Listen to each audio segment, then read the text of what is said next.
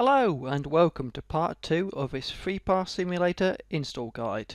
I'm Richard Arnold.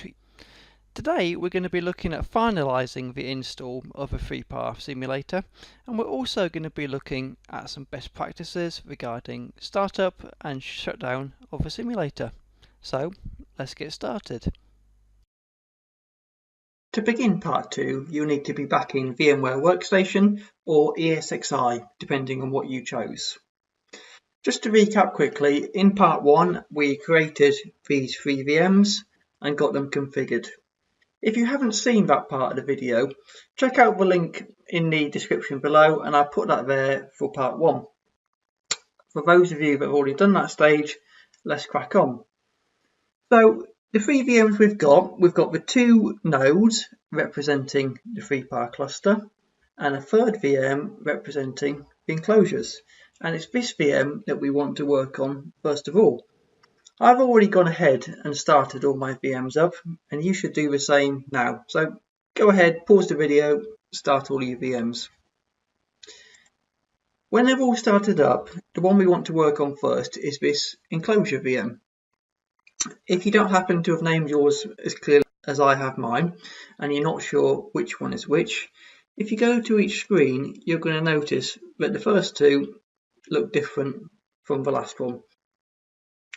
This one here says ESD host, and this is the one that relates to the enclosure VM. So let's go ahead and log into that. The username and password for this VM is root and root again, so ROOT, enter, ROOT, enter, and we're in. The first thing that we need to do is create the cages. They're going to represent the disk shelves in our system. So the command is quite simple, create cages, enter that. This then gives you a menu driven option where you can choose which cages you're going to want. You can see each one gives you a mixture of types of disk, number of cages and types of drive cages. In my case I'm going to choose 2. This gives us quite a nice mixture of different drive types and different cage types. Let's go ahead and select 2. We can now start the ESD daemon. Again, that's dead simple. We just type in ESD, enter, and that's it. We've gone ahead and we have configured the first VM. Next, it's time to go ahead and configure the cluster nodes. So we're going to start logically. We're going to start with cluster node 1. Again, open up a console to it and log in. This time the password is slightly different. It's going to be username console and password CMP43PD. I'll put that up on the screen for you as well, just to make it clear. Now, what we're going to do at this stage is set the serial number, or what is effectively a virtual serial number for each node in the cluster. There's only a couple to choose from, but the important thing is that you choose the same serial number for both nodes in the cluster. So let's go ahead and do that. We want to choose option number 1. Go ahead and agree to those terms and conditions by entering Y.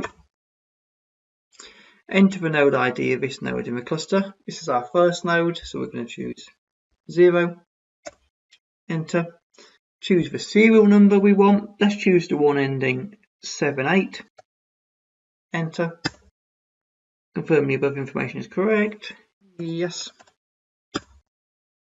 Okay, and we're all done with that one for now. So let's move across to the second node. Again, log in, console, username, password, CMP43PD. Enter. Time to go ahead and configure that serial number. So we choose number 1, enter, agree to the terms and conditions. Choose the node in the cluster. This is our second one, so it's going to be number 1. Select the serial number. Remember, this must be the same, and we chose the one ending 78 last time. So let's choose that one again. Confirm everything's okay for us. And that's it. We're then able to go ahead and reboot both of the VMs, and we can reboot them again from this menu.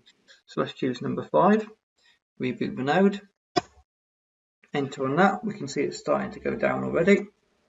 Let's go back to the other node, click into it, choose option 5, reboot the node, and that's it. In terms of configuration steps that are specific to the simulator, that's it now. When this comes back up for us, we're going to run through the out-of-box setup. We're nearly there, guys. We're now at a stage where we can run through the out-of-box procedure. This is generally dead easy. The only bit that can potentially be a little bit tricky is the networking. So I covered this in part 1 and I asked you to take down an IP address. But if you've forgotten, don't worry, because I'm going to quickly cover it again now. So let's just choose one of the nodes in our cluster and take a look at the network settings that it has. And again, let's just remind ourselves of this. It's got 3 network cards.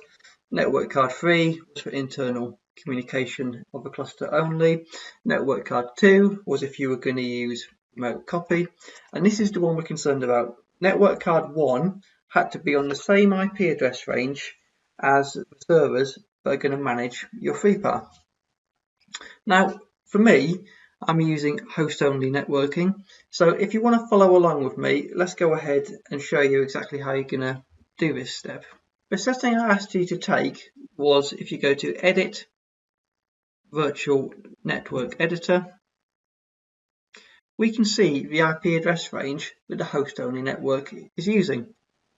So it's on the 192.168.11.0 network. And some conventions that VMware uses is that .1 in that range is reserved for the router, and then from .2 right up to 1.127 can be used for static addressing. So in other words, in my example, I'm going to use for the IP addresses 192.168.11.2 because it's the first IP address range that's static available to me in the range. So let's go ahead and run through the out-of-box setup.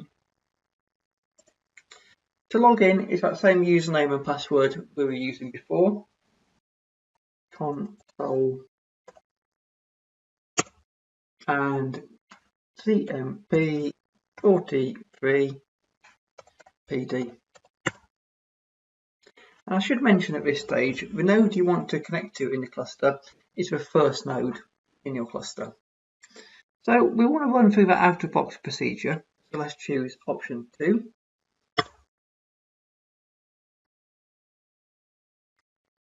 It can take a little time to come up to this screen, so just be patient. Now, this first warning, again, we're running through the same setup we would with a physical FreePAR. So this is just warning us that rerunning the out-of-box setup will effectively wipe everything on the FreePAR. We're just working with a simulator, so we can go ahead and confirm, yes, we're happy to proceed with this. This is just asking us, are we ready to configure the network? We are, so let's choose C to continue.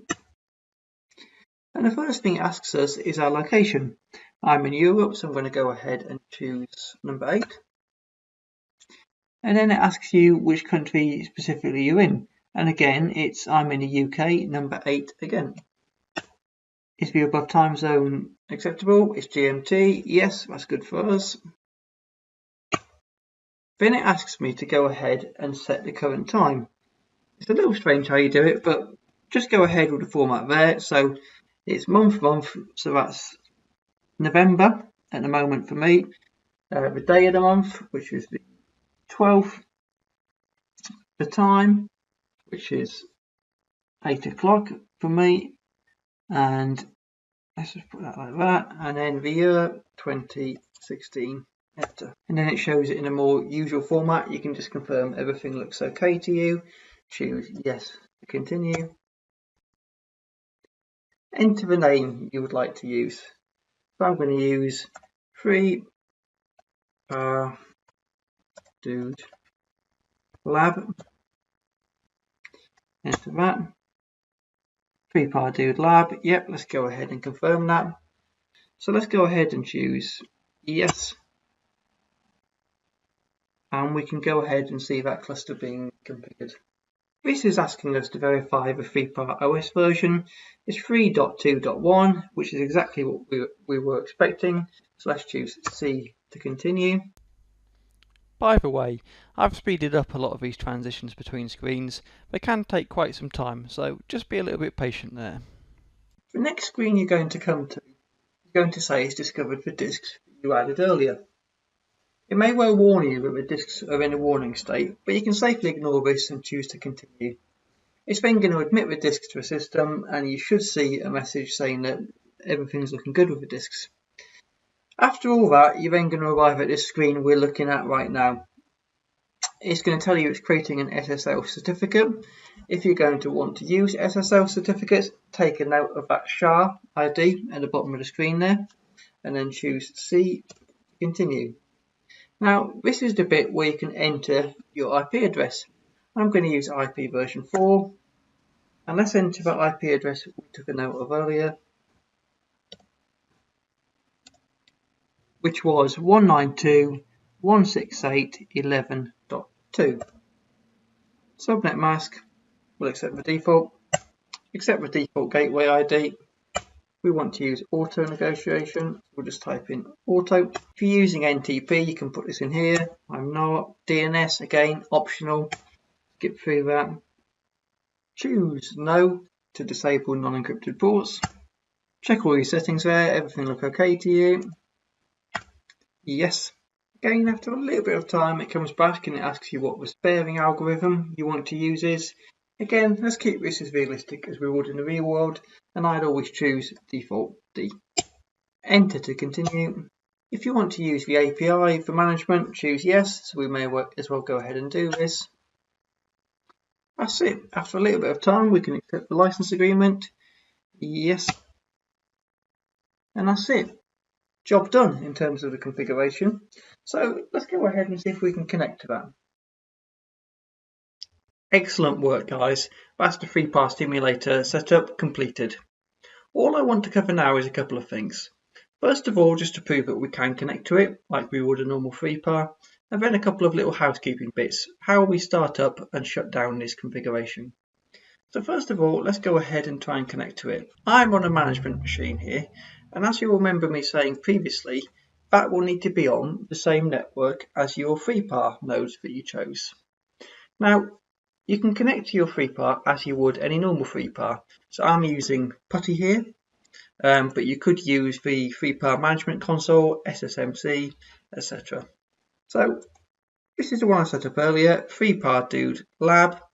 That's the IP address we chose for our FreePAR cluster. So let's go ahead and connect.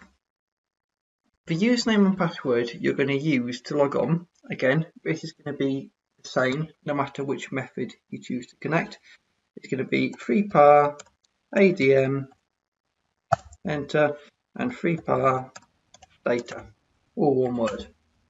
I'll put that on the screen for you again so that those username and passwords are clear.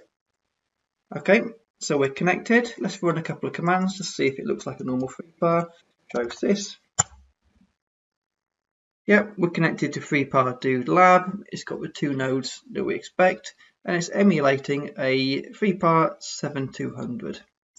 Next, let's go ahead and show that like a physical FreePAR, we can see some physical components. So remember those drive cages we added earlier? Show cage. And there we go. You can see the 4 different drive cages we added. Let's have a look what sort of physical disks are inside them. Show PD. And if we just scroll up a bit, you'll remember that we chose option 2 when we were setting up the drive enclosure, and that gave us a nice mix of fast class, SSD and nearline drives. So it means we can play about with things like adaptive optimization. That really is everything done on the simulator setup. So let's cover off these housekeeping items regarding startup and shutdown. As we're at the command line and everything's already powered up, we'll cover shutdown first. And to shut down, what you would need to do is shut down the FreePAR nodes first. And you do that by entering the command you would with a physical FreePAR. So if we go shutdown this, halt, enter that. Are we sure we want to shut down this system? Yes. And just go ahead and let that run through. The next thing we want to shut down cleanly is the enclosure simulator. So establish a console session to your enclosure simulator and log in again. Remember, the username and password is both root. Once you're logged in, you need to stop the ESD daemon. That's simply ESD stop. Once that's complete, we're ready to shut it down, and we just type in shutdown -H 0, and that's it. We can see it going down. Power up is exactly the opposite, and exactly like you would do in the real world. You're going to bring your disks online first, followed by your nodes. So first of all, power up your enclosure VM, log in again, root, and then start the ESD daemon again, ESD, enter. That's it. That's everything we need to do on the enclosure node, and then we simply just power up the 2 nodes in our cluster, and that's it. Guys, thanks for watching. We're making great progress here. Make sure to subscribe to the channel, to follow on all the social media links shown on the clip below, and I will catch you next time.